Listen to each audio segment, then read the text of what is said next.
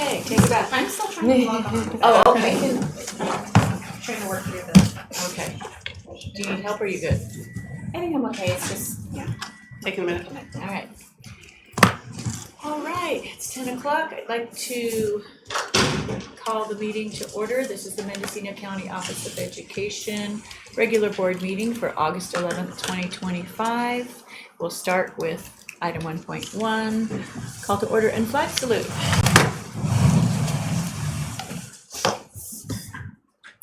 I pledge allegiance to the flag of the United States of America and to the republic for which it stands, one nation, under God, indivisible, with liberty and justice for all. Thank you. Item 1.2, approval and adoption of our agenda. Do I have a motion? I move to approve. Thank you. I'll second. All in favor? Aye. Motion passes. Item 1.3, approval adoption of the minutes from our 6/16/25 meeting. Do I have a motion?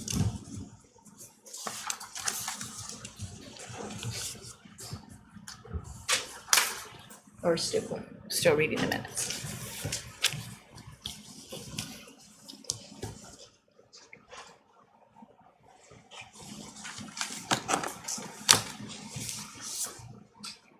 Do we have a motion? Pass the minutes from our 6/16. I'll make a motion to approve the minutes as written for June 16th. I'll second. Okay, all in favor? Aye. Motion passes. Item 1.4, approval adoption of the minutes of our 6/23/25 meeting. Do I have a motion? I'll move. We adopt those minutes. Thank you. A second, please. I'll second. All in favor? Aye.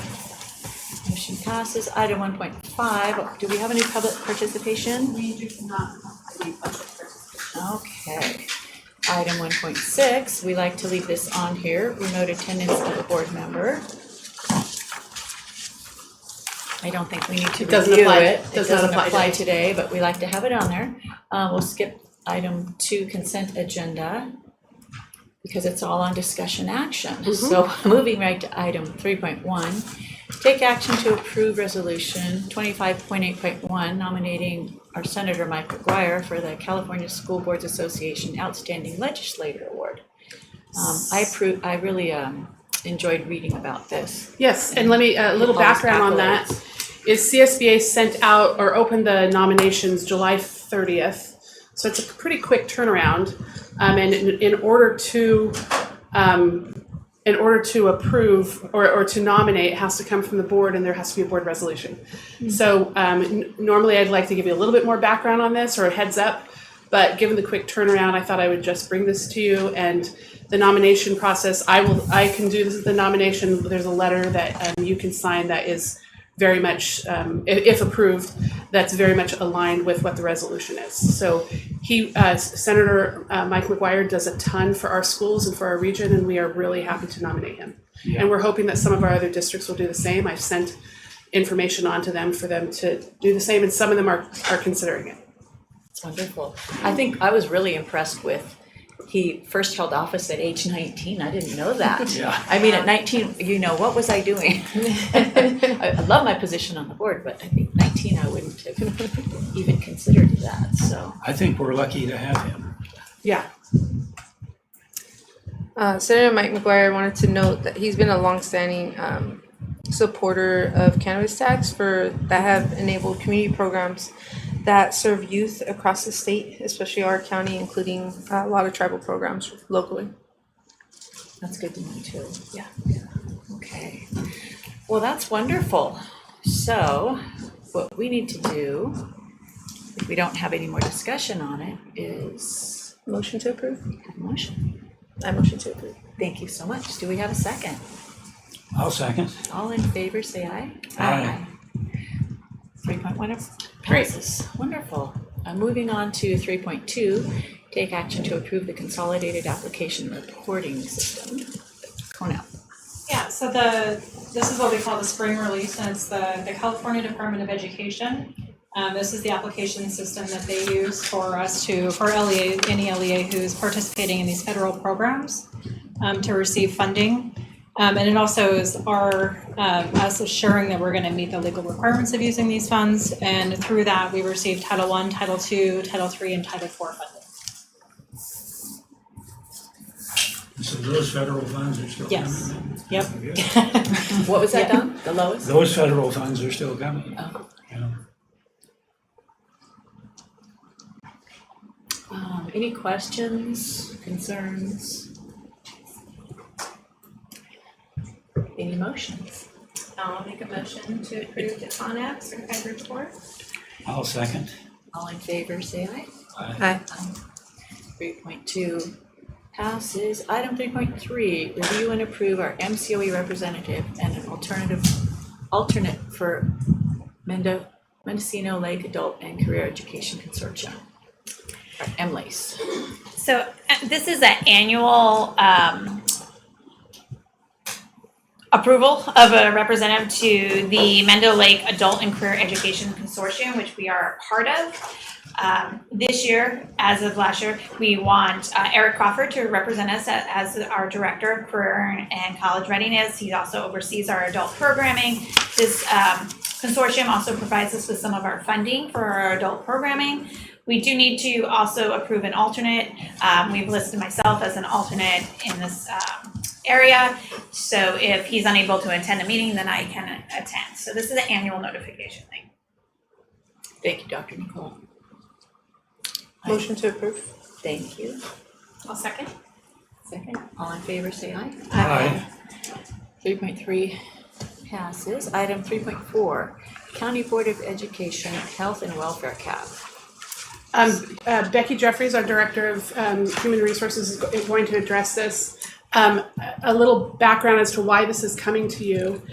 Because we have a vacancy, we need to recruit, or not that we need to recruit, but I did reach out to the person who ran for the seat that is vacant to let him know that the board would be taking action, and I would let him know the date of if the board decides today to interview rather than to post an election. And in talking to him, as I spoke with the last time we had a vacancy, sharing about the stipend and about insurance, a very important question came up regarding insurance.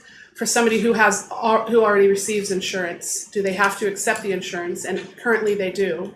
And as you know, there's currently a contribution to be made. And so literally as somebody considers whether or not to be on the board, if they already have insurance, what they are considering is if they want to pay every month to be on the board. Now, they do get insurance, but if they're not going to use it, is it really that much of a benefit? So Becky has something to present to you guys for your consideration. Hi, Becky. Good morning, Board of Trustees. I am presenting to you, so in talking with our legal counsel and looking through our Stay Well bylaws, as you all know, we are a member of a JPA called Stay Well. And the requirements as they stand do require that all board members as well as employees of Stay Well participating districts and LEAs participate in the health insurance that's offered. And so in reviewing the bylaws, there is a section that states if the district provides the same paid health coverage as full-time employees for active trustee board members, all such members shall be enrolled. And so in talking with legal counsel, we can present to you a recommendation that if you would like health insurance to not be something you have to opt in so that you can opt out, there would be an option to do so if the board members had a different health and welfare cap, and it is required that it be a lower cap, so you would have to pay more. But if you were to approve this recommendation, you would have the ability to opt out. The individuals could, The not the entire individuals, board. It not would be the up to entire the board. individual. Correct.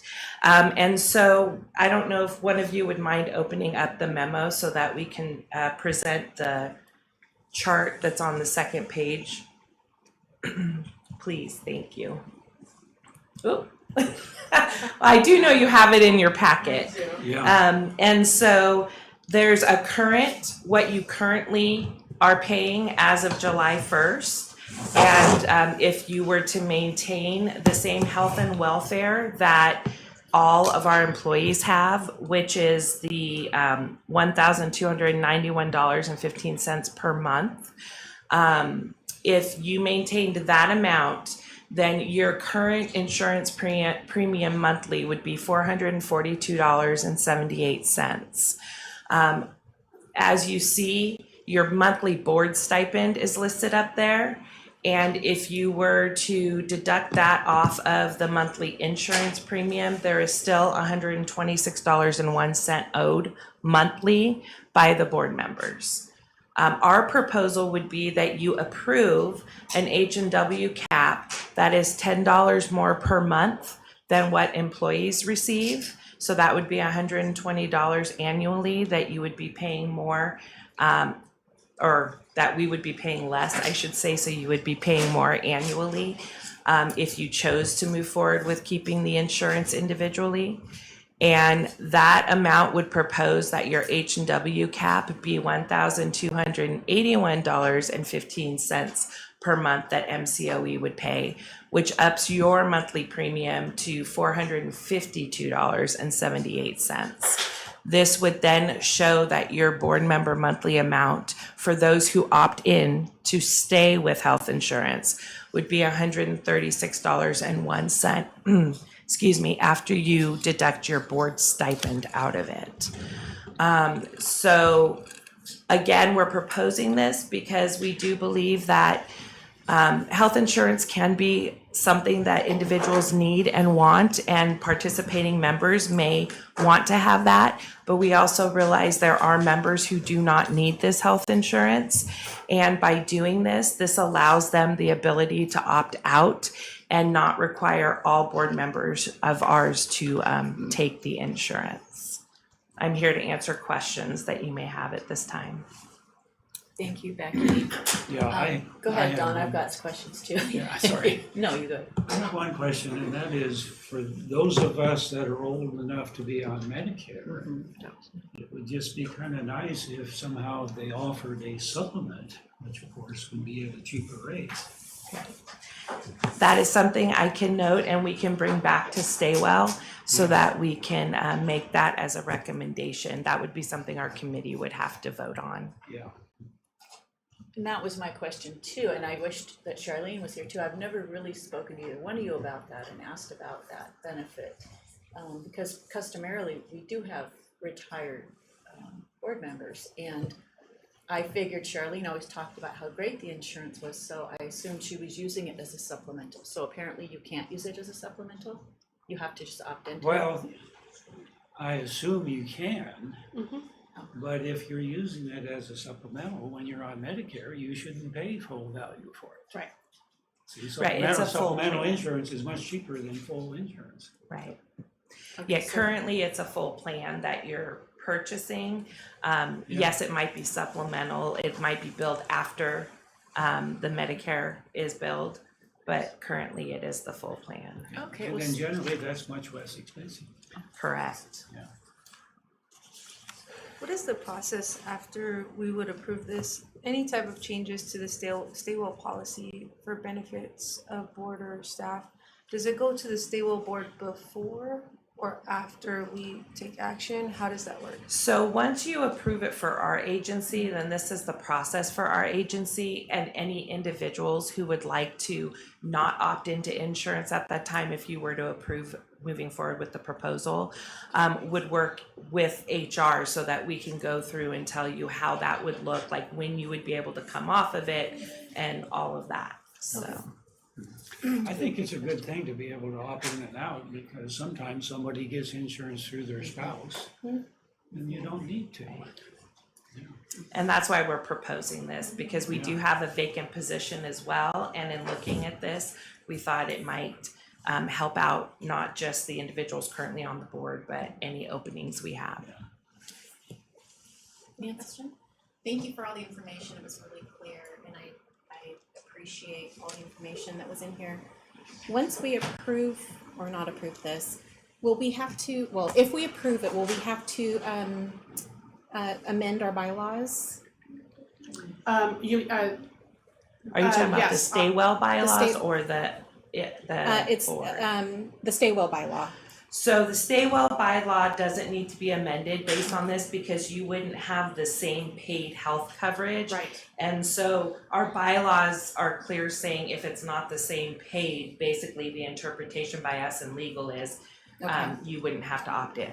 So Ed Code doesn't allow the board to receive more. Right. So to not be the same, then it has to become less. Okay. And in some districts, the entire board can opt out, but if the board opts in, it's not by individuals. If they're receiving the same benefits cap as any employee group, and we have multiple employee groups, but all of our employee groups receive the same cap. Okay. And so this was an idea that we kind of workshopped together, and I think Heather was like, what if we tried this? And so we ran it by legal, and they thought that this would work. Okay.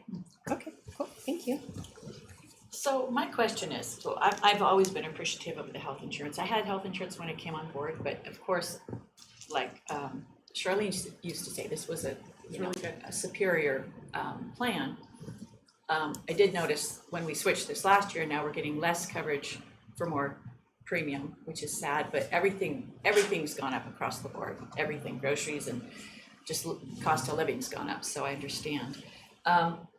My fear is that if we start messing with our cap and changing our benefit to fit it sounds like just one person coming in, but it might benefit more people down the road. So this would be moving forward, yeah. Yeah. Can we go back if we decide if there's something negative that comes out of it, if we want to go back? Can we vote to go back to how it was? Because it's always been like that. So the board can always opt to bring back, a different proposal. I mean, that's the choice of the board. Okay. So you would be able to bring that back and choose to do it differently, but we just were able to figure out a way, because I do believe there could be individuals currently on the board that this would also benefit. And it's not even benefit, but if there's not a need for it, allowing them the ability to opt out. Right. The recommended action, as it says, staff recommends that the board reduce the health and welfare benefits cap for board members by $10 per month, $120 annually, and maintain the board member health and welfare cap at $10 less per month than the employee cap moving forward. So that every time the cap changes for employees, we don't have to come back every time. It just consistently remains $10 less Yes. a month than employees, so that the board can maintain this ability for individual board members to make a decision as to whether or not to get the benefits. Correct. Yeah, if there's no fiscal impact to the agency, I think this can be really beneficial moving forward. It seems like it was designed in a way to be equitable based on those caps that you mentioned, Marilyn. And I'm all for healthcare choice and autonomy, so I think this serves everyone well, including employees. It just represents a policy that keeps people. Yeah. And my only concern is that I brought this to HR and also Nicole, and I came on board, and it wasn't an option that was discussed. I was told that it was brought to the stable board and it was shot down, and that was me already being appointed to the board. So I'm a little concerned about adjusting things based on recruiting someone. I would hope that this wouldn't deter someone from this type of service. I hear you, but I think that this would have been an option when we had that conversation as well. If I can, that is a really good point, because as we discuss this again, they did take it back to the board because going back to that conversation that we had with you, we're like, here we are again. And as far as equity is concerned, if we want a diverse board with people from diverse backgrounds and people who are working with children, this is prohibitive to people who are working. It's prohibitive to people who might have healthcare through another agency and really can't afford $100 or an extra, $120, $130 a month. So we tried it with yours, and what they said was, no, this is the policy. And so we said, okay, and we kind of accepted it. And then when it came up again, we're like, this is just not okay. And what else can we do? And so there were a couple of other in talking to legal counsel, they said, well, this is what you have to do. Unless an employee group moves up, and we're like, well, we can't afford to move all our employees up. Right. And so we were kind of feeling a little bit at a loss. And that's where the conversation was, well, what if we tried this? So it is regrettable that we couldn't do it right when you came on board, but partly because of the conversation that we had with you. And then because when you hear it once, it's like, yeah, this is a problem. When you hear it twice, it's like, this is a problem that's prohibitive to multiple people. And so I want to make it clear, reaching out to the person who ran was as a courtesy to somebody who I knew would be interested. The board it's only at the board's discretion who is selected, and I think that this person may apply, and I don't even know if this would have been prohibitive. When I said the cost to you per month would be about $120, $130, he said, what? I have to pay to be on the board? Doesn't feel quite right, does it? No, but you get such a benefit. It's not, I didn't look at it when I came on as having to pay to be on the board. I was honored to be on the board, and I thought, wow, what a great benefit. So are you looking at the glass half empty or half full? You know? Yeah, I can very much see that, but I think that every person coming to the board, we really want to make it open to everyone who's interested without having a financial consideration. I think is really where I'm coming from. And it could be seen, like that. it could be looked at as wasteful too, for our Exactly. agency, right? We're paying for Exactly. something that's not used, I'm not using it, I haven't great insurance, yeah. And it's important for this board to reflect the population that they're serving. Exactly. That's fundamental. Exactly. One other question I had was, I think we just switched carriers, right? Yeah. We did. Yeah. So this is a consequence of that switch, is that what it It's is? still through Staywell. It is still through Staywell. I think what you're referencing is we're not Blue Cross, we're now Blue Shield. Right, But it's all a part of the Staywell JPA. okay. Thank you for sharing more Yes. insight, Nicole, I appreciate it. Yes. Thank you, Priscilla. I didn't realize that was an issue for you. It's good to, that's why I wanted to hear from everybody, and because I was sort of on the fence, and who knows, is it gonna be a good thing or come back if we change our cap? Can we move it back if we want to someday? Any more comments or questions? I think all mine got answered. Thank you for putting that formula together, very Yeah. thoughtful. Yeah, Thank you. I'm glad that we can make these Yeah. positive changes. Do we have a motion for item 3.4? Motion to approve. Thank you, Priscilla. Do we have a second? I'll second. Thank you. All in favor? Aye. Aye. 3.4 passes. Thank you for getting that together, Becky, and Cole, and everybody else who did the hard work. Moving on to item 3.5, Area 3 Board vacancy. We are all familiar with this procedure to determine whether to order a special election, or make a provisional board appointment. I do have one correction on the memo that was sent to you, that's attached, dated August 11th. As you may recall, we at one point were trying to get a special board meeting and get on this sooner. It's fine that we didn't, I think we're still in a good timeline. However, we didn't change a couple dates or in the memo, that's the August 11th memo. And so under the current consideration, I just want to make it clear, and you don't have to approve this part, but that we have not started accepting applications, and that memo said that we would post starting the 7th. Assuming that the board approves today to take applications, we would start that today. And we would also end it one day sooner in order to make sure that we really have everything in time for the board agenda. So it would be posted August 11th through September 4th. Okay, closes September 4th. I think the only thing I seen was there's typo, it's a trustee 2, but I believe it's for trustee area 3. That was the only thing that probably needed to change Thank you. in some of the documents. It was,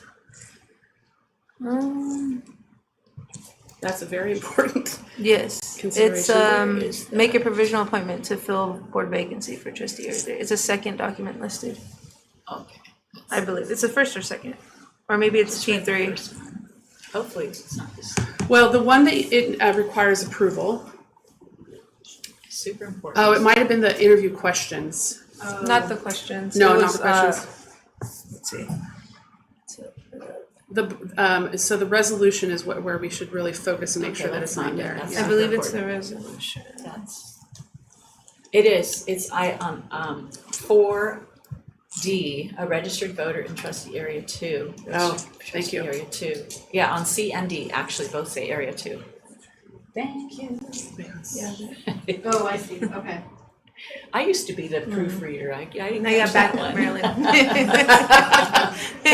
The grammar please, Yes. as Ever calls me. Teacher eyes. And so in summary, the interview process does not really cost anything more than time. The special election would cost between $80,000 and $100,000, and so we're recommending to the board to adopt this resolution to fill the provisional appointment to fill the vacancy in trustee area 3. Yeah, we've been through this before, and not only does it save us money, but I kind of like the process. We get to Yeah. pick someone we're going to work with. Yeah. It's more comprehensive than just an election. The interviews are So I think I'm all for the interview process. great. Would you like to make a motion? Motion to approve. Did you make a motion? Go ahead. I'll make a to motion. A motion to approve. I thought you said motion is approved. Okay. This is just off speaker. I apologize. And a second. I'll second. All in favor? Aye. Aye. Item 3.5 passes. Item 3.6, review board bylaw 9150, student board members. Okay, and where are we adding this? So Okay, this is where we're adding. as you know, Okay. last year the board adopted a resolution to have a student board representative. We had a student board representative for most of the year because it was new. They was selected early on in the school year. Their term ends in July 1, so the position is currently vacant.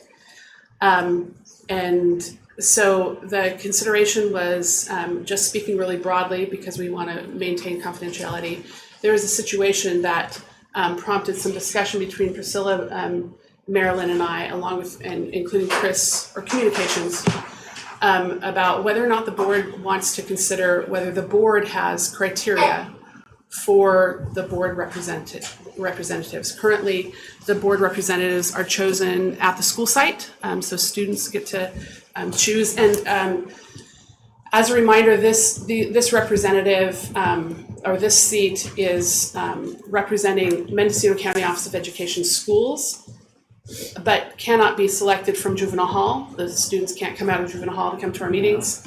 And so it's really high school age students from either Ore Creek or alternative education high school. So the position is currently vacant, so we're not talking about a particular person right now. So if the board wants to consider creating criteria or having a different process of getting a board representative, now is a perfect time to do that because school has not yet begun. No selection has been made. And Chris was not able to attend today, but so if the board wants to make changes, now is a good time, or explore, so that if there are questions that we want to have answered before considering changes, there's certainly time to do that as the position's vacant. So, a little spiel to get you warmed up for that. Thank you. Well, I like the idea of maybe interviewing students the way we interview a prospective board member. I mean, it makes sense to me, in my humble opinion. I hesitate on that a little bit because it makes it a little more difficult for the young students. And then I sort of, trust the teachers to recruit and find someone who's really interested in doing it. I like the process. It's a real educational endeavor for a young person to come here and watch us in action and participate. But again, I don't think we need the interview. Okay. I agree. It might intimidate them Yeah, too. I'm afraid a little that bit. would intimidate or, keep some from applying. Yeah. And then there's That's a some good that are, point. what's his name, the young guy who's got all the energy. Oh, what's his name? The student or staff? No, yeah. He's already a politician and he's a teenager. What's his name? Brody. Oh, Bodie. Bodie. But then you've got Bodies, who are just really great public speakers, so. Yeah, I mean, I like the idea of, but also on the other side of that is if you've got kids who feel like they might not get a chance if the teacher doesn't favor them. Maybe they, you know, maybe there's a lot of children that want to apply for this. And if their only avenue is through that teacher. Well, I think right now it's, and I know we do have public comment on this as well. Right now, I think it's the students. Oh, and the student, yes, it's, Right. I read 500 with a vote of, or they need to get a petition, 500. Right. Yeah, so. So that's to get it going. Now that Yeah. it's going, so there is definitely leeway if the board Okay. wanted to. Yeah. So our school's a little different because they are by design they're different. In a comprehensive general ed setting, this position is often like an ASB position, so it's voted on like the board president, like the student body president. They're an officer. This does not have to be. It's kind of it's a lone position. So if the board wanted to consider, interviews or eligibility requirements, there's a school often has eligibility requirements for being student body president. Sometimes no, sometimes they do. But like you can be elected, but if you don't have a 2.0, you're not doing anything in that position, at least during the school day, or so it's. There's no like one set thing. Chris Francis has done some research on this summer. Primarily what he found though was for boards, I believe that there were boards that had at-large board member, student reps. So it was from within the county, not necessarily county schools. So there is some latitude if the board wanted to do something in the meantime. I have some questions. I love the idea and the practice of this being student selected. That's important. Student leadership is really important. Making it a process that they can lead, I think, is probably a good next step. It might be student selected, but what if they were to lead that process? For example, any best practice in schools, educational landscape, adults are here to be supportive of that process. So just because the students choose and the student body as the next step can lead this process, doesn't exempt us from supporting that process. And I think one way that we can be supportive is to think of ideas such as you mentioned making requirements. What if the students were going to lead a process? What would that look like? Would we have a town hall with our students to get ideas, and then we would select them, we would vote on them, and then they would make the requirements of what that looks like, considering what they would want that student to represent. One of those things being really important that Dawn mentioned, even amongst our board, is inclusiveness. And part of that inclusiveness is making sure that you can represent all communities, that you care about all communities. And what does that caring represent? On that note, our students are on a journey. A lot of them are on a journey, right? And we need to support that journey to student leadership, some farther away from their best self than others. And I think our student body that is incarcerated is more than capable of them representing. It's unfortunate that I think it's the attendance policy that will prevent them from doing that. It might push them to make better choices and just be helpful in that. But I think regardless of where the student is and the attendance policies that prevent those students from participating, we have to make sure that we're prioritizing our students' needs. So I know there's a bigger conversation that's part of this. Are we doing that? And we're not having that conversation today, but I think to understand and acknowledge that all of these things are interconnected. And we do need to have those conversations. But for today, the student policy that we're reviewing, I just have a lot of questions about how we can support that process of being student selected and student led. And I'm wondering what the best way is for us to also do our own research. I know that this was put on the agenda a little bit last minute, so it didn't give us time to do that research. So I would appreciate the time to do some research and give other board members the opportunity to do some research to see what's out there. Two, are there other models or one that we can create our own based on our community needs? And then bring it back and discuss it at a later date. If the board does do some of their own homework, the board policy number here is likely going to be the same number in other county offices, and I think other school districts, but I do think that it's the county office policies that you're going to, I think, find more informative. So I want to make sure that I understand, more research, if there are questions that we need to run by legal counsel, not that we have to generate them now, board members can email me at any time and I can send those on, but we can certainly do that. School starts in a couple weeks. I was just gonna ask, what's our timeline, Nicole? The timeline, well, I think the school was intending to get right on selecting a representative. And so, if I'm honest, I'm a little uneasy telling the school, having them wait, but the school does, so this board makes policy and the student and the school puts that policy in action. And so it's unclear to me what particular policy change would impact the actions that they would take in having students select their representative. Is the board not wanting them to select a representative for now? I think it's the proper way to go. I think it's fair, given I think it's fair to pause it, given the concern that's been brought to our attention as a board. You would like to pause it? Yes, Is having a student board member selecting a altogether? board member, and I think if we look at the timeline, they may be, would they be able to, without any change, select a board representative to be a part of the board for the September meeting? Is that fair to say? I think that was what they were shooting for, yes. Okay.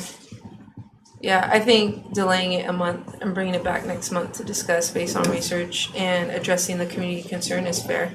I don't think a delay in 1 month in student representation is going to shake the board. But I do feel like we have a responsibility to address the concern that's been brought to our Do you attention. want to hear the public comment too? I do, yeah, definitely. Didn't mean to catch you up. That's it. No, okay. Alrighty, so we are adding in public comment. I'm not sure who the name. It is Brandy R. Allen, would like to speak on item 3.6 as well. Welcome, Brandy. Hello, Thank you for coming today. thank you for having me. Okay, I'm not sure if you guys are aware of July 11th and the things that occurred. All I think is that there should be more insight on the student board. I mean, from what I hear, the girl that caused the act, matter of fact, here, And we need to be really careful because this is a recorded. I'm not saying Yeah, any names great. or anything, I'm just showing a picture. And any picture will need to be entered into our the minutes and will become a public document, so. Okay, Brandy, well, I'm- this is my daughter that I'm talking about. Sure. Oh, okay, thank you, Okay. Brandy. And I just wanted to stop you for 1 sec. At the beginning of the meeting, I needed to state that this meeting was being broadcast live and recorded. And so we are Okay. making sure everyone does know that. Okay, thank you. Go ahead and, This here is my daughter. The girl in question was on the board. My daughter was sliced open with a karambit knife. No. with the what knife? A karambit knife with a hook. Oh, dear. And from what I hear, this is not the first time that this girl has acted this way in public. There's a 6-month recovery. And I think there needs to be more screening. If we knew that she was already acting like this, then why didn't we do something to have her removed, maybe, or replaced? But yeah, this is an issue for me. I'm actually having a lot of problems in court right now with this issue. My daughter, she had something like this before, and she was reprimanded for 190 days. This child, they've let out after 4 weeks.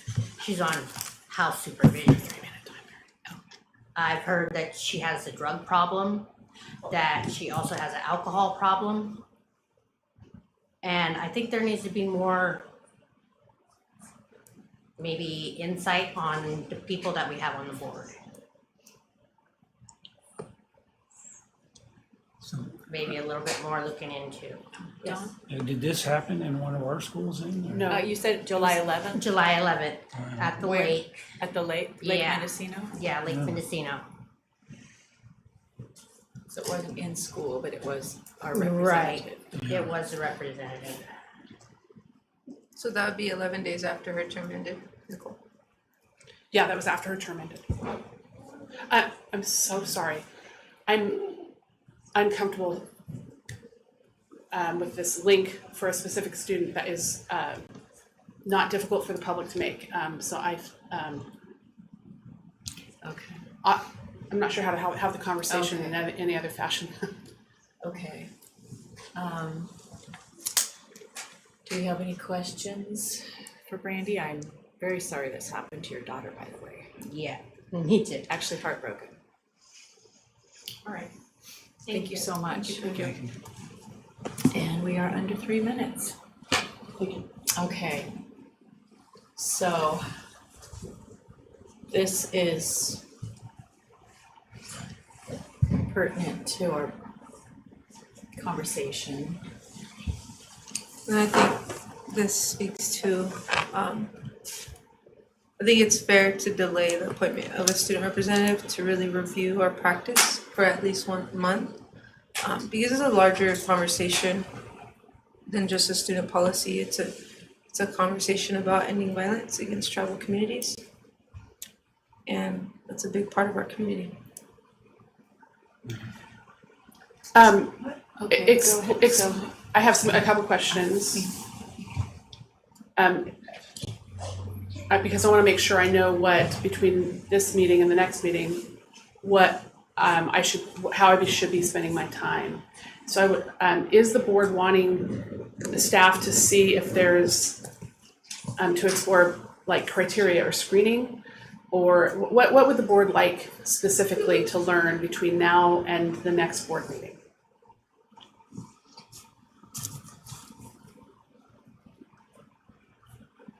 that was my question, is how does this look? Are we looking at something like where you're checking priors? Is that for prior violence but then again, it's also voted on by the children. So Yeah, I think the question is, can an individual youth adult represent community that I think it's fair to say that there's a lack of care for. So if we want a representative to be inclusive of all youth in the community, that there needs to be a care for all youth in the community. And so I have questions I would love to share with you, Nicole, to kind of run by Chris and about the process. How can, like I said, us as an adult leaders support this process, because I think it should be maintained that there is an element of student leadership.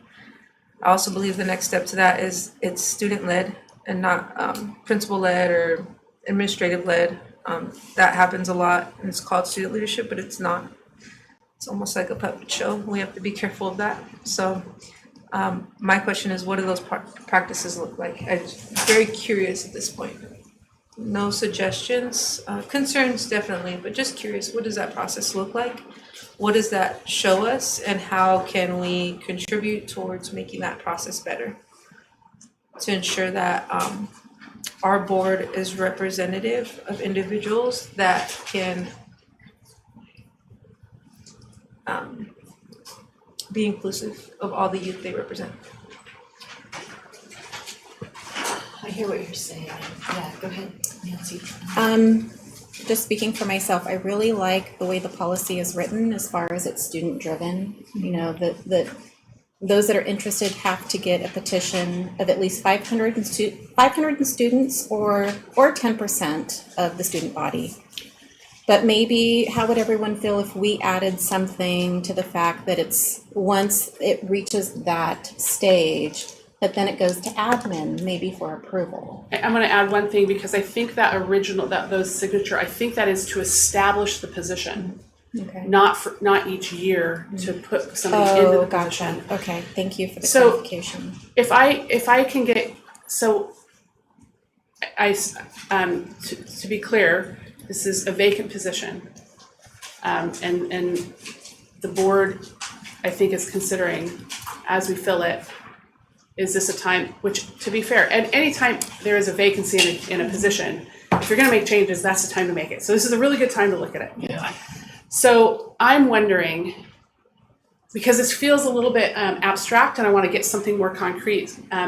So I'm wondering if what should happen, as I'm hearing Priscilla, heard from the parent, if what we should work on is something to describe to the board, a process that is student-led, and also a criteria for like eligibility or remaining on it, because to be eligible and get on it and is not, there's to get in the position is one thing, but to remain in the position, another question.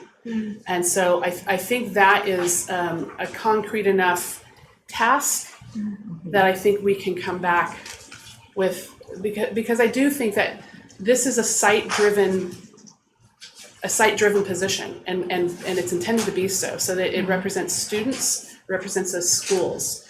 And the more criteria we put up, the more likely it is that we're gonna get who represents us rather than who represents them. But I definitely hear this concern about like student-led, but then there has to be something. Your positions have the same thing. Like there are certain laws that you could break, and actually as an elected official, it's a pretty high bar, but any elected official can be taken out of office. So this is, so viewing it in that light, I think we can come back next month with something to present to you. I agree. Exactly. May I suggest 3 phases? So 1, the students to establish eligibility. And so they'll have a really important community conversations about what do we care about? What do we want this person to bring to the table for us, representing our voices? 2, then there's a selection process, voting, town hall, whatever that looks like, whatever they think is most appropriate, they choose. And then the 3rd is, once you're in that position, what are your responsibilities in that position? I think if we could get really clear on those 3 things, we can set them up for success. Okay, also, so we also have in here, the county board may provide opportunities for student board members through training. I think we should provide, not just may, because they may not know what they're getting into, or they may get here and go, oh, we don't think we like this. Again, I wanted to make sure it remains equitable, whatever we come up with. As we know throughout time, like Einstein, some of the smartest people ever did not have high GPAs. They didn't do well in school settings. Right. So, I mean, if there is going to be a GPA requirement, I would like to see it I would recommend that below. And so that's not the bar. The bar should, in my mind, be more on integrity. And however that looks, I don't know. I'm just throwing that out. I think the school, I know. Felonies, I mean, how does that look? I mean, I don't know. Yeah. This is all new. You know, Well, we'll come back with some suggestions. Okay. it seems like in a normal school, this would be pretty easy because you would do it through student government.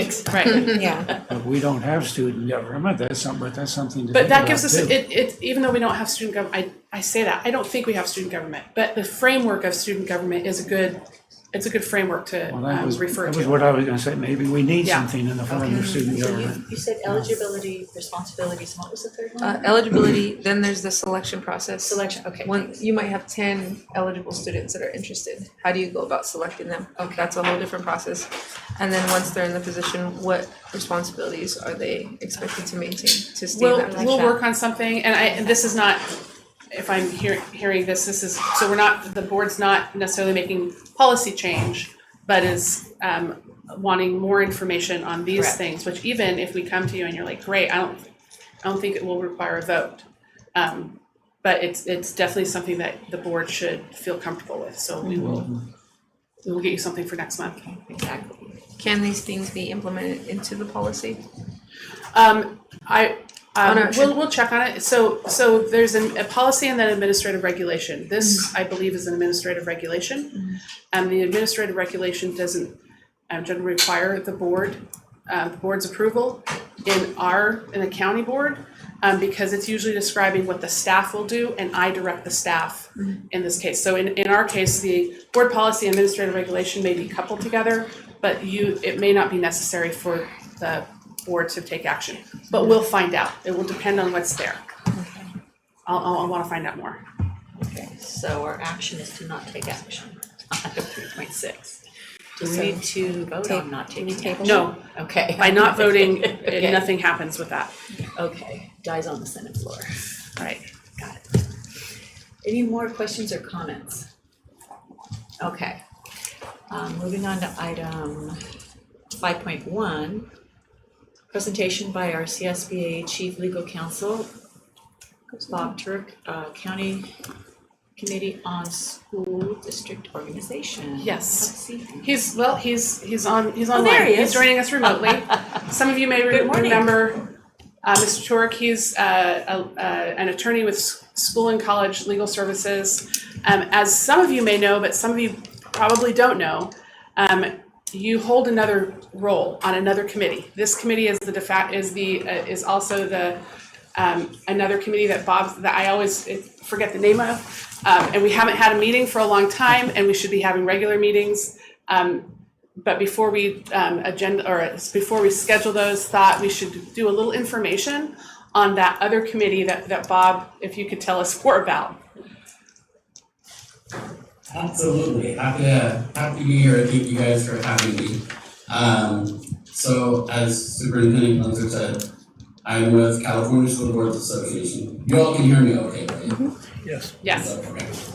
I'm our chief legal counsel. We are one of the attorney groups that represent you guys. I've met many of you, not all of you. Hopefully I will get a chance to be up there in person again soon and meet you all, because I actually love coming to your area. I'm going to talk to you a little bit about these county committees on school district organizations. First, I'm going to give you just a little quick history of what these are and why they exist. Talk about some of the roles and responsibilities that you all have, and talk a little bit about the meeting structure and requirements, and then open up to questions for you guys. It shouldn't take too long, but let me go ahead and hopefully share my screen if that's okay.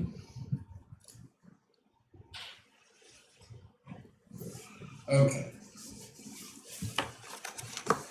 Are you all seeing my screen now? Yes. Okay. I can no longer see you, so if you have questions or anything, please speak up, because you've disappeared off my screen. So, all right, the County Committee on School District Organization. Just a quick history. The concept of this dates back to when California first came into being, right? It dates back to our origins. Basically, the rapid growth of the state population saw us expanding from local schoolhouses to having more than 3,500 school districts by 1935. So in just a few short years, right, we blew up to over 3,500 school districts across the state.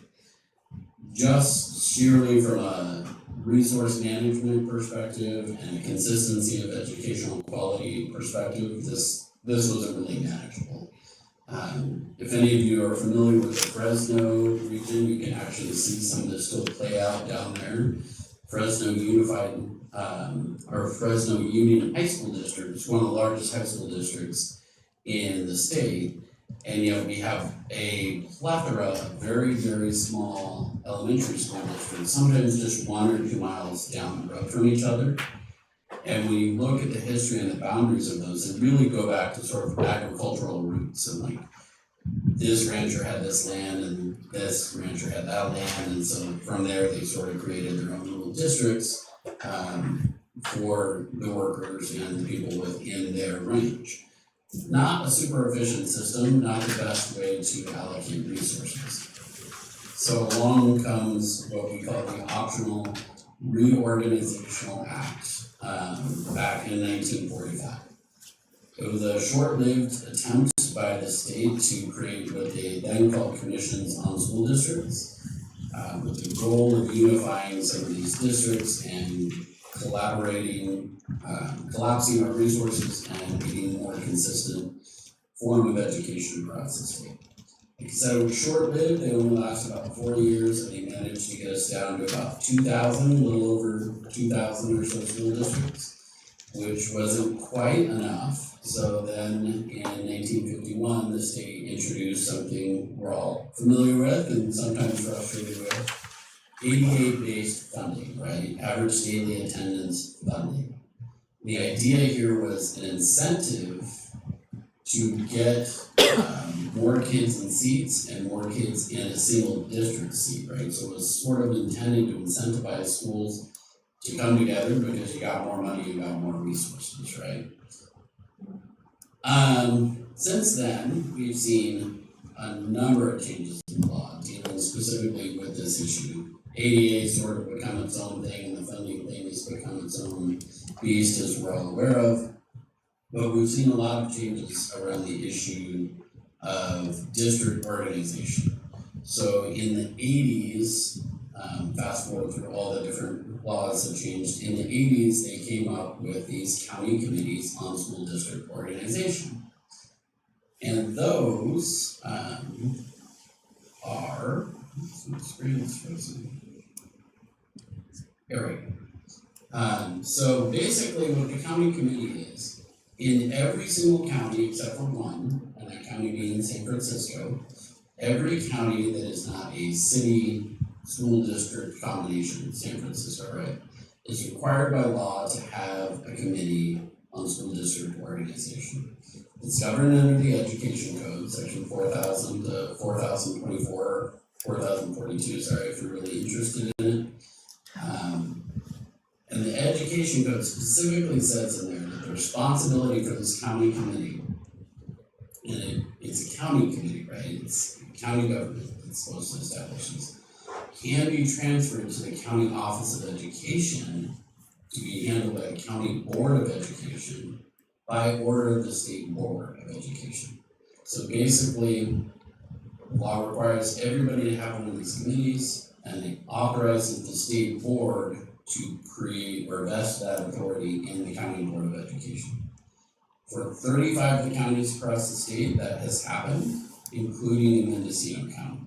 So what that means is you have the lucky privilege of serving as the county committee on school district organization within Mendocino County.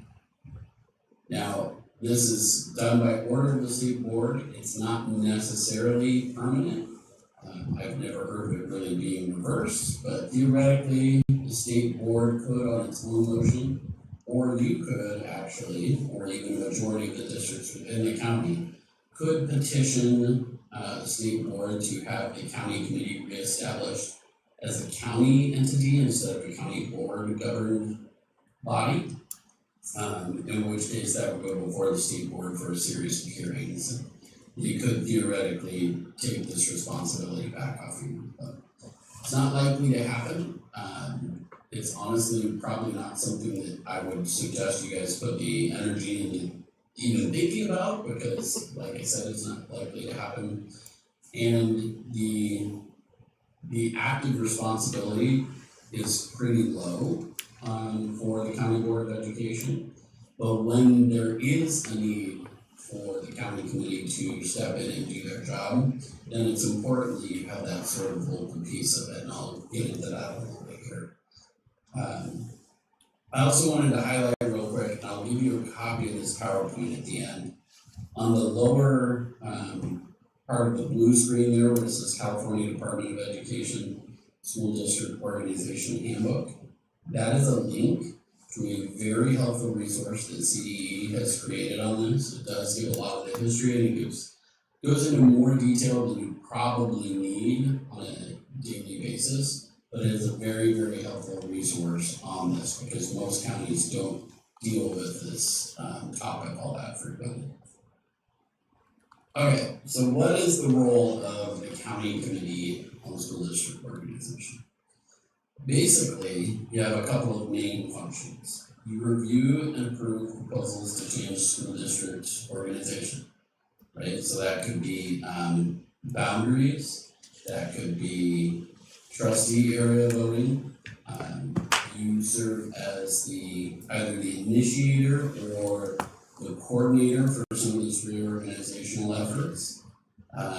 You consider petitions that come in for the transfer of territory or to establish or change school district boundaries to create unified districts, or even to change potentially trustee areas.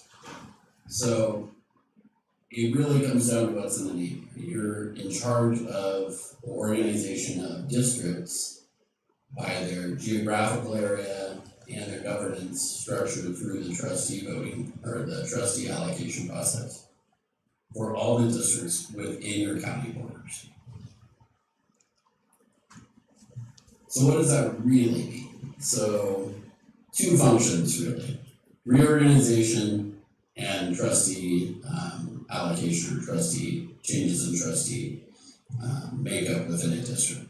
Reorganization happens less frequently, but it is definitely something that happens, and there's essentially, they say 4, but it's really 3 different categories of reorganization. There's territory transfers, and this would be basically when all or part of an existing district is taken and added to a different school district within the county. So for example, in my district that I reside in, San Juan Unified School District, it's a rather large district, right? And so I'm gonna use sort of a school site version of this rather than a district site version because they have so many schools within the system and are constantly adjusting the boundaries and borders of those schools. The transfer of district territory is very similar to the idea of adjusting school district or school boundaries, right? My son's school boundary changes, it seems like every couple of years they're shifting, like, oh, it's gonna be, 4 blocks this way or 5 blocks this way, and it changes where your district of residency is. Territory transfer on the district side is very similar. Rather than adjusting for a single school, though, you're adjusting all of the territory within a district. The other thing that is kind of the combination here is the formation of new districts or unification of districts. Formation could involve a couple of different things. It could be dissolving 2 or more school districts of the same kind and then reforming them as a single district. So this would be basically like if you were to combine 2 elementary school districts, you basically collapse them down and then create a single district that comprises the entirety of the territory of those 2 prior existing districts. So you take 2, you can collapse them into 1. You can also form districts by taking partial territories. So if you were to say 2 high school districts and you wanted to create a 3rd high school district because your population had grown, you could take territory from one district and the other and then kind of combine them. So rather than creating a single high school district, you're going and creating 3. So your options are collapsing or expanding by doing the territory transfer and formation of districts. The other thing that happens, which personally I wish would happen in Preston, unifying school districts. And this is where you're taking all or part of a high school district and then all or part of feeder districts and combining them into a unified school district. So all your elementaries feed into that high school. You can also reverse that process by de-unifying the high school and then breaking it out into just a high school union district. And then finally, we have lapsations of school districts. This is very similar to if you're going to close a school. You don't have to go through the exact same process, but you do have to go through a pretty strict process of how are you going to dissolve that school district. This typically happens if you have real low student enrollment or possibly low numbers of voters residing within a district. And if that ends up being the case, then sometimes it's more economical, more feasible to dissolve the district and annex that territory into one of the adjacent districts. So that's really what we're talking about in terms of reorganization of the district boundaries themselves. It's just changing, combining, altering where the boundaries are for your different districts within the county. I'm not gonna go into the specific details of how you do this, because like I said, it isn't all that common. If you do find yourself faced with the need to do this, I'm happy to come back and walk you through that process and assist you with it. But essentially, you have four main components of any sort of boundary change. There's gonna be some form of petition, whether that's initiated by voters, or it could be initiated by the county committee itself. It's gonna go through a public hearing process. Specifically, the number of hearings and when they occur and the dates is gonna vary on whether or not that petition is initiated by the county committee or by voters. It also is going to depend on what kind of transfer or what kind of reorganization you're doing. If it's a territory transfer, for example, you have a hearing and a preliminary hearing. So that part gets a little bit specific to what the specific action is and how it was initiated. Then once you have the public hearing process, you've gone through that, you've gotten all your public input, you as the county committee, the county board, you are going to make a decision on this. Your decision is going to be binding and it's going to be final unless and until it gets appealed. And if it's appealed, that appeal goes to the State Board of Education. So that is the general flow of how your process works for any of those district reorganization steps. Bob, can I ask a quick question about that process? Absolutely. It's been my observation that the petition and the public hearings, those are generally done at a district level, and then as a consideration of redistricting for their board members, trustee areas or something like that, and then the decision comes after they do the petition and the public hearing, then it comes to this body. Is that correct? For trustee areas, yes. So these are more for Okay. this would be for district boundaries. Okay. So now, like if you're looking at like a school district is going to change the boundaries of their where particular, like the San Juan Unified example, right? The Rio Americano High School boundaries are going to expand a little bit, and the neighboring high school, I forget its name, are going to shrink a little bit, right? Because the population shifts or bus patterns, whatever they need to do. They do that kind of thing at a district level.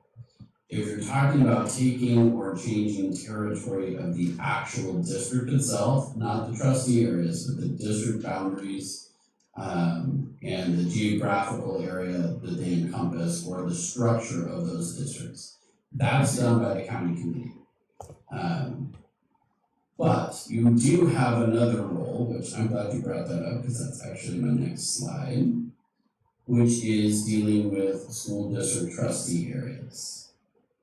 Generally speaking, districts have authority to define their trustee areas and their voting methods, right? They can select to be an at-large district, voting by trustee area, or some kind of hybrid.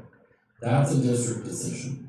They're required every 10 years to go and look at that after the census and reassess whether or not their voting patterns are equitable and legal under the California Voting Rights Act, which you probably all have heard about. Some of the litigation around that, oftentimes people will get sued or districts will get sued because they are alleged to have voting districts that are inequitable or somehow discriminatory, and that would fall under the California Voting Rights Act. Generally, that is a district level process. They have authority to make those changes. It's in their board bylaws actually will say in there exactly what their voting method is. But sometimes those can be challenged, not just under litigation, but by a petition.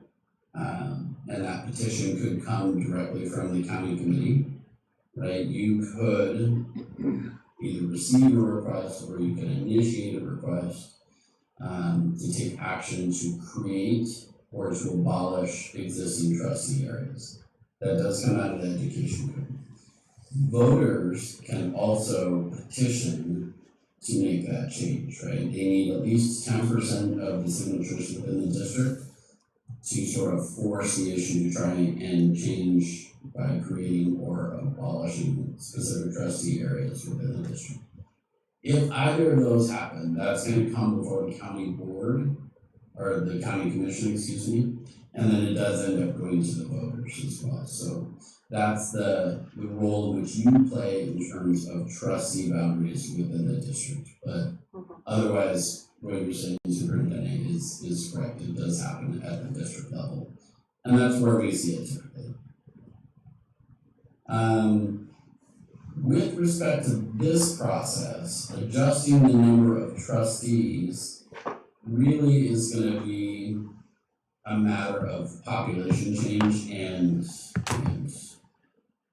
how much a district is growing or shrinking based on attendance, and not just attendance, but also territory, right? So if there's been some change to your territory based on the reorganization, that could also prompt the need to change the number of trustees. Typically, you have three options, right? You're gonna have 3, 5, or 7 trustees based on the size of the district. Most districts throughout California are actually 5-member boards.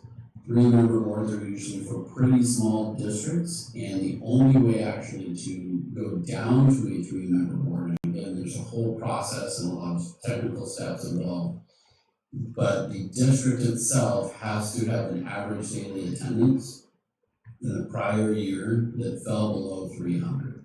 So once they've dropped below that 300 threshold, then they could initiate the process, or you could initiate the process, or the voters could initiate the process to reduce from 5 trustees down to 3 trustees. That's more, we see that sometimes happen, but there aren't a huge number of changes in trustee boards, like the number of members on a board. With some of the challenges we are seeing across the state in terms of getting people to just run for office, you might see some more pushes to have that happen going forward. But again, in order to shrink from 5 to 3, you have to hit that 300 student threshold in the preceding year. The other thing that we see happen is the rearranging of trustee areas. This, unlike the other bullets that are listed on here, the rearranging of a trustee area only requires 5% of your voters within a district to petition that. Everything else has a 10% threshold. But for rearranging trustee areas, this again often has to do with the CVRA, California Voting Rights Act. Every 10 years, you go through that census, you look at where your subpopulations are living and what the voting trends and patterns are. If it could be established that the voting method and the voting patterns within a trustee area are somehow discriminatory, then you can face a lawsuit under that. Under the CVRA, the district has an obligation to have boundaries, trustee area boundaries, and voting boundaries that are not discriminatory. So the public themselves can push for that change if they meet that 5% threshold, but most of the time we see this in reaction to either the census data coming out or somebody's gotten sued by a very effective law firm they've won just about every single one of those suits. So if you do have a district facing that, I would counsel them to speak to their attorneys, and probably they're gonna have to make an adjustment to their voting patterns. Or trustee areas and voting methods. Okay, so those are sort of all the things that you are responsible for doing. Like I said, they are not things that come up on a routine basis, right? It's not like you have a budget to review or an LCAP to do or a regular governance cycle you have to stick to. So that changes a little bit of the requirements for what your meetings are. You still have to follow the Brown Act, that's an absolute requirement. And in Ed Code, it specifically says the county superintendent has to call the initial meeting within 30 days of the formation of the county committee. So the formation of the county committee happened like back in the 90s, right? That has generally happened unless you're one of the non-35 counties that the state suddenly decides, hey, you're gonna, county board now be responsible for this. They would have to hold that initial meeting within 30 days. Absent that 30-day initial meeting requirement, there's nothing in the Ed Code that specifically says how frequently you have to meet or what the schedule of those meetings look like. So it's largely left up to each of the 35 counties or county boards how they want to go about doing this. For example, Sacramento County, their committee only meets on an as-needed basis, so they don't have standing meetings at all, as opposed to Shasta County, where they hold their meetings quarterly. It's up to you how you want to go about doing that. Some of that is going to be driven by your needs. If you're seeing large declines in student population or ADA, then that might be something you want to start having meetings in at least quarterly or that kind of thing. Just be aware of what's going on and maybe get reports on where we're at with the different districts. Typically, the larger counties, where they're seeing a lot more fluctuation in population shifts or growth or more dramatic changes, those are the ones that are going to have the meetings more frequently. But as you can see with Sacramento County, right, we don't have regular meetings here within our county. That's only on an as-needed basis. So a lot of flexibility for you guys as a board to decide how you want to go about doing this. I think really with statewide trends in our demographics, our ADA is shrinking. Most districts are experiencing declining enrollment. And we are seeing, and likely will see with some federal changes, some shifts from students going from sort of traditional school districts into maybe charter schools or private schools. I don't know how big of a trend that's going to be and how much that's going to impact district needs and district demographics to the extent that it would require a change. So those are some of the factors to consider that we're looking forward. And that's it in a nutshell. It's not a particularly onerous responsibility until it is, and then it gets pretty technical. So definitely, if you guys are facing one of those issues, I would recommend that you either talk to us here at CSBA or your friends over at School and College Legal Services. Any questions? Thank you so much for joining us, Bob. Of course, always happy to do it. So to be clear, we have no issues. This was not brought up to get in front of anything other than we haven't met because we haven't needed to meet. But we think it would be a good idea to schedule 2 a year, just moving forward in October and February or January. January. We had talked about October and January, and so that if anybody asks or wonders, it's open to the public can see that, and then we would post it with the board agendas, and it would be a meeting that would immediately follow this regular board meeting. And if there's nothing to discuss, it's going to be a very short meeting, And if there's something that somebody in the public would like to discuss, they at least know when we regularly meet. And if there's something that requires that we meet on a month that we're not scheduled to meet, a special board meeting or a special committee meeting is always an option. But we thought it would be good to remind you, since we have new board members, that this is also a responsibility that this board holds, or a role that the board holds, and give information when we're not under pressure with any impending decision to make. So I went to school in San Juan Unified, and it's quite a different environment than what we have here. You know, we have maybe the largest county in the state of California with the smallest population. And we don't have districts that border one another hardly, and I don't, you know, that possibly the thing I could see happening in this county would be, as a consequence of declining enrollment, the districts might want to combine in some way or another. Would that fall under this? That would fall under this. Yeah. And that is something that could happen. I have not heard any rumblings of that at all, but it would, if that were to come up, we'd at least want you to know what role you would play in that. Yeah. So we are the county committee? We are the county committee. Okay, that is, It doesn't matter who's on this board, if this board is that committee. okay. And so that's why we thought we should get it on the agenda in October and January, or get it on our board calendar, so that if anyone were to look or ask and they went to our website, with a couple of searches, they could find meeting times. Yeah. I don't think that that's going to lead to anything, but it doesn't feel very transparent to have this committee. If anyone were to wonder, they wouldn't find anything. Since I've been in office, we have not met because we haven't needed to.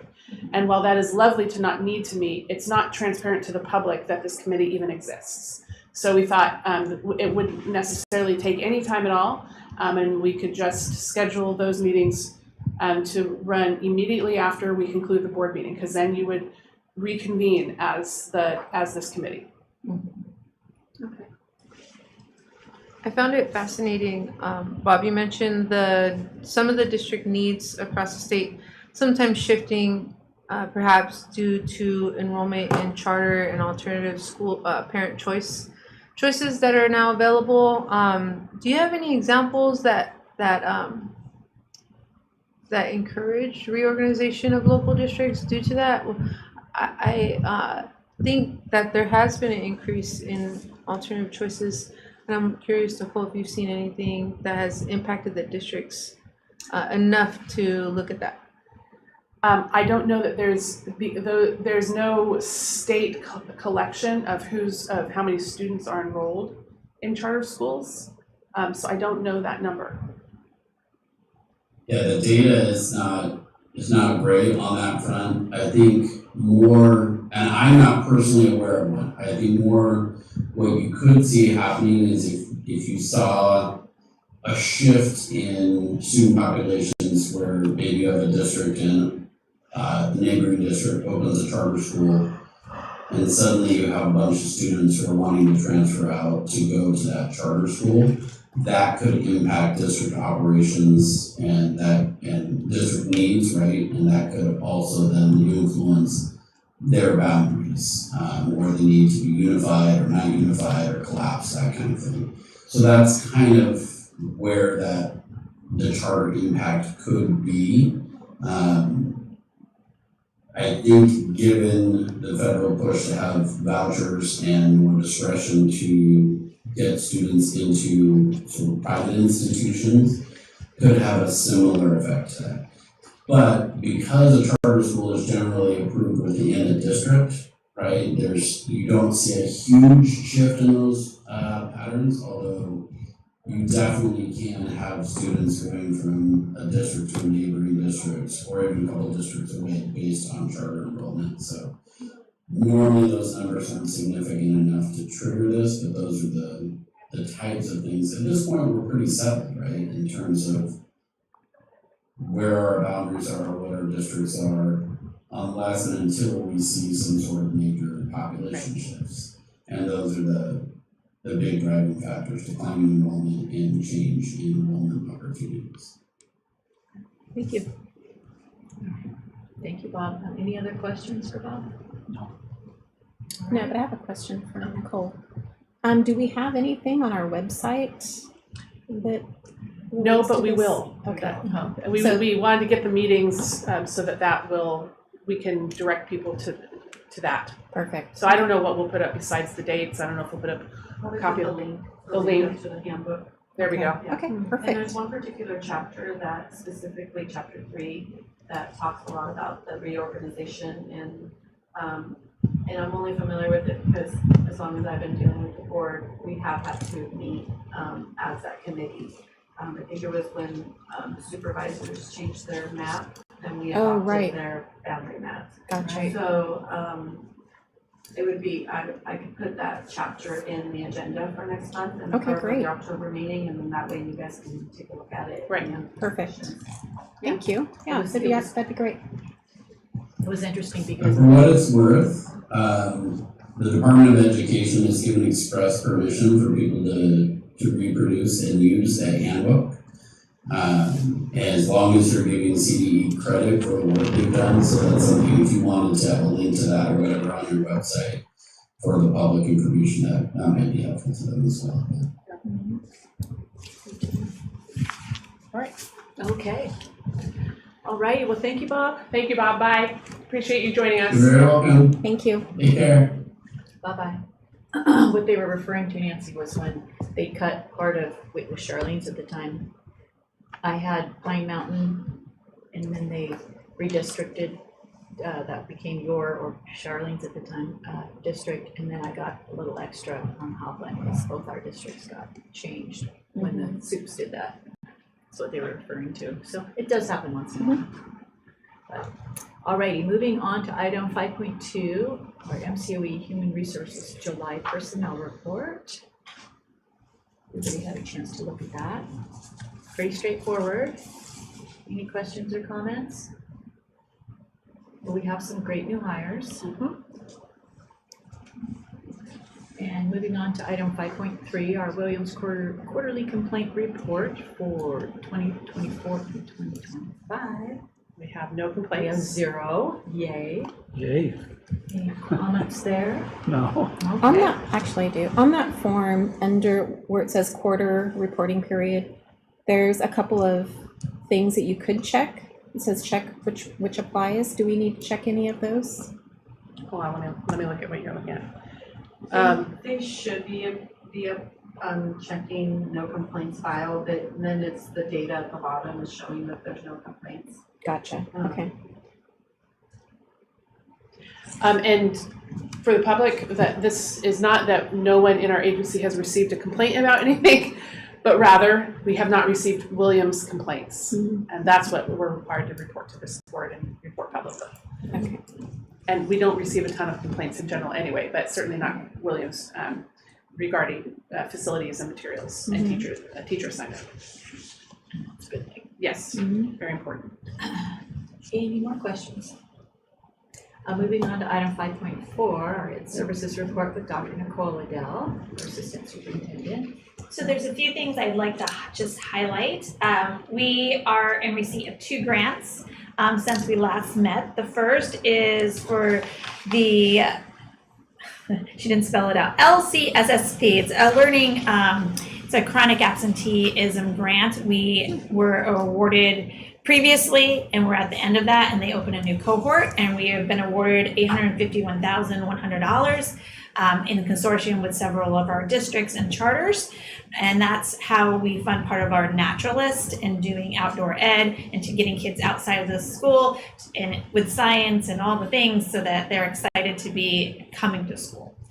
We also applied for, and Rebecca Bailey, Dr. Rebecca Bailey, received a $50,000 award from AIEDU to do a rural and indigenous community catalyst. We were one of the few that received the grant, one of 18 agencies and the only one in California. So we're super proud of that fact, and I wanted to point that out. And then Simbri Thomas Sweet and I applied to go to English Learner Advocacy Institute that's being held in November by Californians Together. And we were selected to attend, and it'll be a 4-day institute on doing English Learner Advocacy, and it's partnered across California. So we're very excited about going, except that it's on Veterans Day weekend. So we're giving up our holiday weekend. And then one of our big things that we did this summer, which we had several, was also breakthrough coaching. And I'd like to thank Veronica Baser for helping us with that. And we brought in a lot of our team as well as our district teams. And basically that brings in the administrator and their admin support.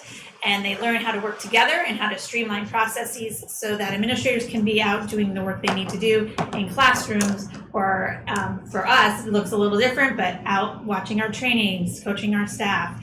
And I think it was very successful. We've seen lots of changes and things going on here as well in our districts again, with admin cleaning out their offices and figuring out how can they be in classrooms for at least 2 days a week where they're fully committed. So those are some of the exciting things that are happening, but you can see that there's many more, including that our MCOE schools, all our staff are back today for their first day of professional learning. Thank you. Thank you very much. Any comments or questions? All right, moving on to item 5.5, our business and admin services report with Heather Rantala, Assistant Superintendent. I'm just going to highlight a few things. Our fiscal teams, both internal and external, are gearing up for closing the books. We're reviewing the adopted budgets for the districts and also their LCAPs. And those, our letters have to be out, approving those by September 15th. So we'll work in conjunction with Ed Services on those. In IT, they've been really busy the last, pretty much all summer and still going. They've been working on E-rate projects, which includes like phones and cameras and some different equipment. At Potter Valley, Three Rivers Charter, Manchester, and I know they're going to be starting in Laytonville, I believe, this week. We are, gearing up all the student records in our student information system for the new school year. Actually, they are pretty much already set up, and doing the CalPEDS end of year report, which includes our own schools, but also the oversight and kind of helping facilitate that for the districts and charter schools. I'm happy to report that all of them were able to certify their end of year reporting by Friday, which is really good because if they did not, it would automatically throw them into differentiated assistance. And then in the maintenance world, there's always lots of projects going on there, trying to wrap everything up before kids get back. And one thing I wanted to note is we are working with the California Department of Education on kind of building capacity within the districts and our own staff to learn more about how to do facility needs assessments and various things that would generally a small school especially would have to go out and hire a really expensive contractor or a consultant to put together like facilities master plans and some various things. So we're going to be, the CDE team is going to be working with us, and we're going to be doing site visits at our schools that are eligible for this criteria. And then we are going to take that same criteria and we're going to apply that to the schools who would like for us to help them but don't necessarily meet the criteria. And then we've also invited a couple of our neighboring counties to come in and observe what we're doing in case they want to also look at doing this within their counties. Really just kind of an initiative to help support the small schools. So, and I think the only other thing is as we look for grants, we're looking for grants for our own facilities and things. So we're also looking for ones that might be of interest to some of our districts and charter schools. And one thing that we're going to be bringing back to you next month, just for information, is around solar. And that's because with the big beautiful bill, the IRA tax credits goes away. And while we've been applying for different grants to help offset costs, it's a really small chance of getting those grants. So we're kind of looking at two options of, do we just keep going after grants and hope that we're going to get something at least partially funded, or do we look at utilizing those IRA tax credits and knowing we're going to get 30 to 50% of a discount? So we will be bringing more information to you next month. And that's it. Any questions for Doreen? That was a lot. Moving on to item 5.6, superintendent's report and district updates with our superintendent. Yes, it's been a long time since we've met, and a lot of activity this summer. Just to highlight a few things, our risk manager, Kylie Heath, she and I back in June, participated in the Mendocino County Emergency Operation Exercise. And I can't remember if I shared that, but I wanted to share that because it's wonderful that the county included us just to observe what they do, so that in the event of an emergency, we have an idea of what's going on and can better understand what the county will be doing and what our role is. So was very helpful. Potter Valley Community Unified School District is, their superintendent is taking a job outside the county. And I think his last day in his position is this Friday. So given that is terrible timing to lose a superintendent. So we've been helping Potter Valley. So we have hired an interim superintendent for them, a part-time interim superintendent.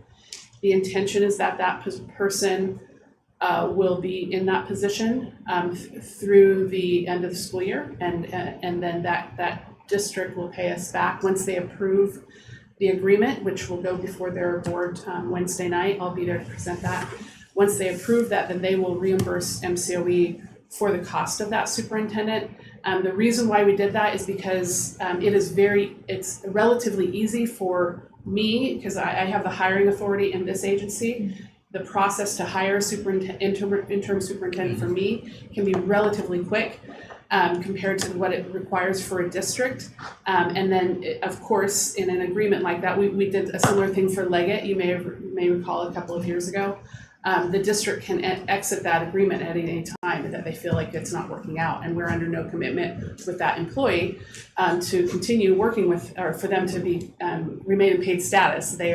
It's a kind of easy in, easy out agreement. Well, for government work, it's pretty easy, and it's relatively speaking easy in and easy out. And Brian Barrett, who's a retired principal and assistant superintendent from UCI Unified, has agreed to take that on.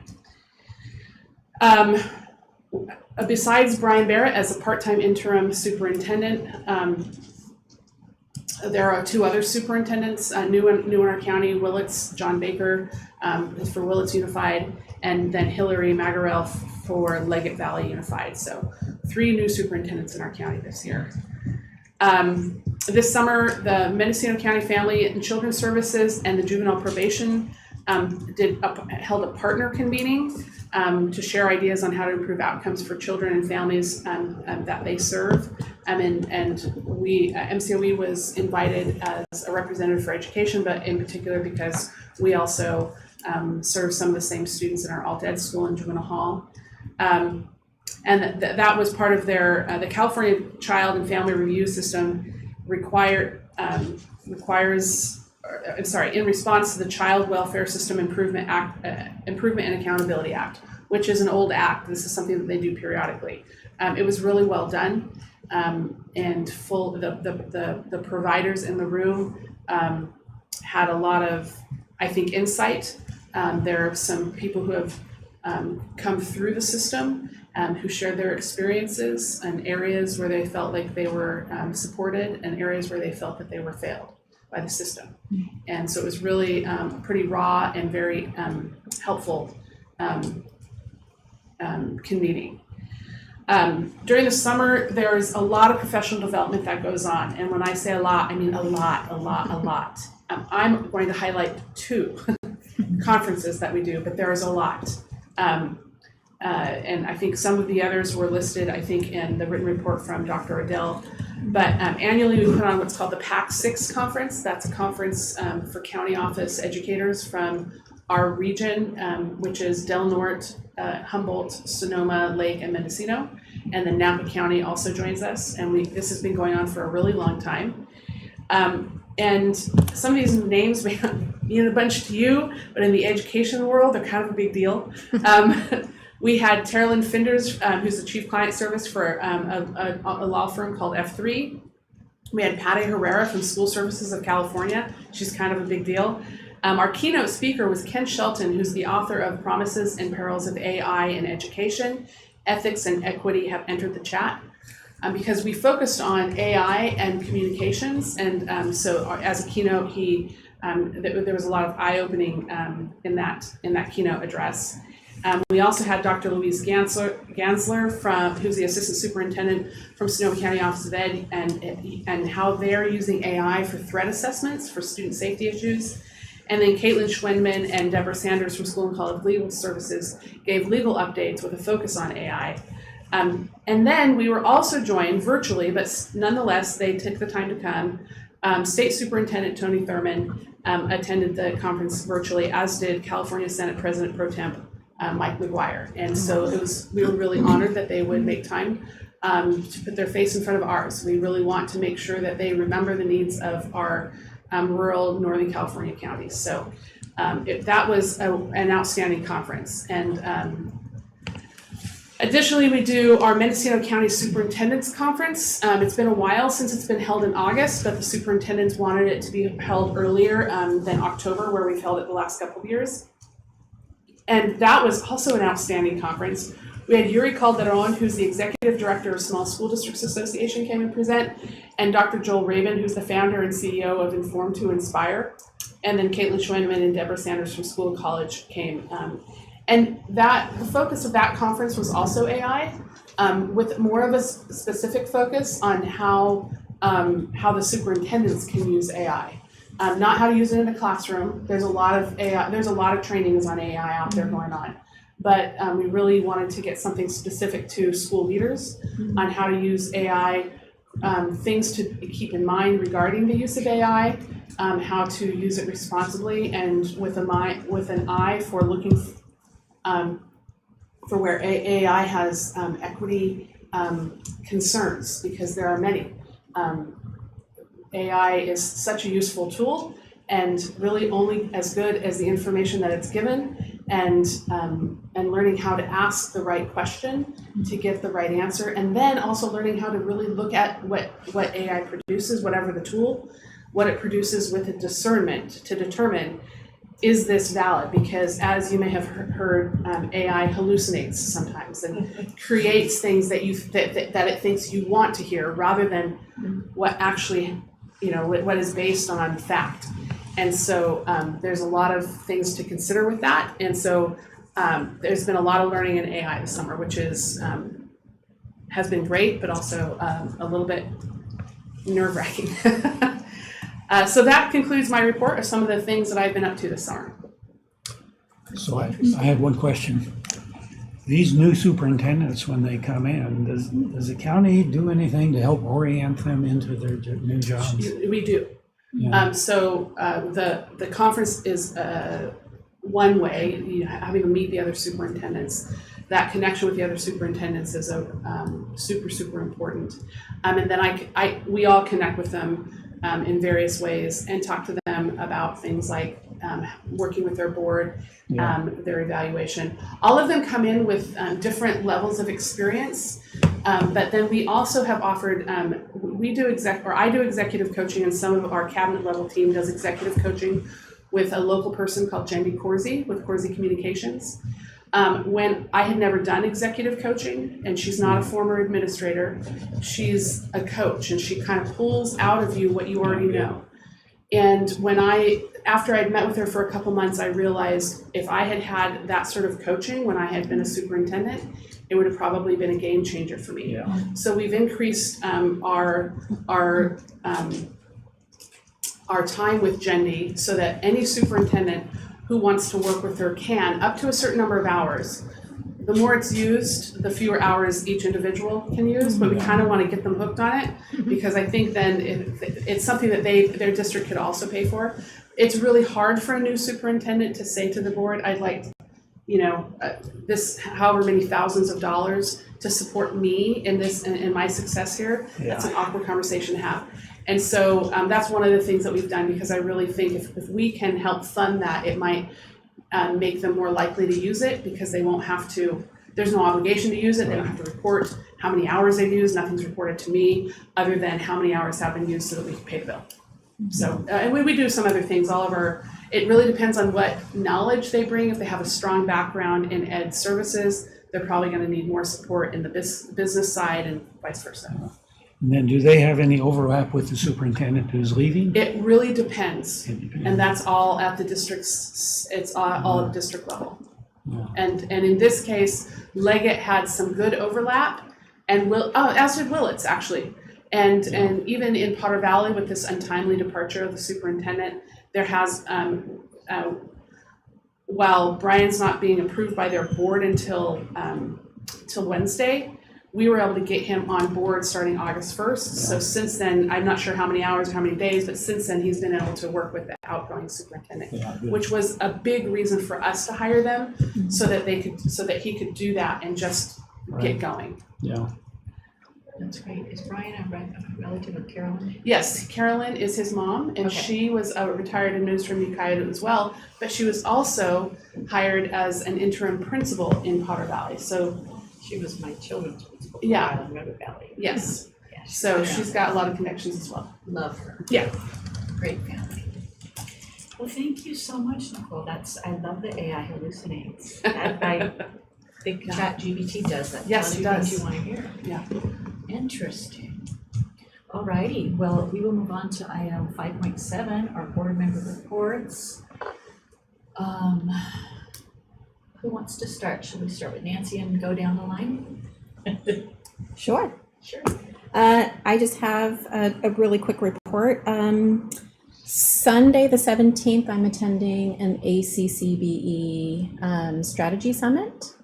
So I think this is their first that they're putting on. An ACCBE stands for Association of California County Boards of Education. So I'm really excited to attend that. We're excited to hear Yes. from you too. That's Look all I forward to have. hearing Thank what you. What you learned. Yes. Well, as you might remember, I'm on the housing committee. And we get all of these emails all the time about different districts. I think down there in San Jose, they've actually developed some housing. And then there's different trainings, and I'm sort of feeling the need for more training on that. I don't exactly. And how do you bring more housing into Mendocino County? It's not an easy thing to do. But yet, I know over on the coast, it's just critical because real estate has become so expensive. We had young teachers leave because they said they would never own a house there. And so I just, I see a real need for it, particularly on the coast. And so, again, somewhere along the line, Nicole, if you see anything you think is really important for us in our situation, let me know. I've attended some of the meetings as well, and it does seem like much of it is it's geared toward districts. Yeah. Yeah. And then, the other thing too is they seem to be building apartments.